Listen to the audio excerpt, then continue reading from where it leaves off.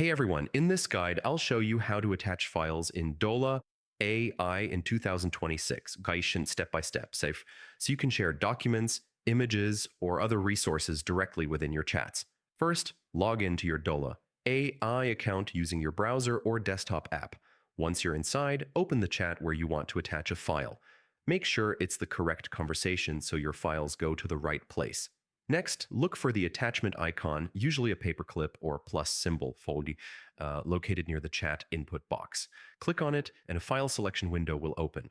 From here, you can browse your computer for the document, image, PDF, or other file types you want to share. Select the file and click Open or Upload.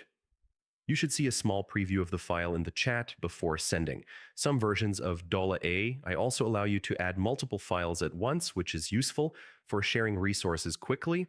After verifying the correct file is selected, click the Send button. Your file will now appear in the chat for anyone in the conversation to view or download, depending on their permissions. Always double-check that the file is attached correctly before sending, especially if it's important for work, projects, or collaboration. And yeah, that's it. Attaching files in Dola AI in 2026 is fast and easy once you know where the upload option is. If this helped you, don't forget to like the video and subscribe for more helpful tutorials.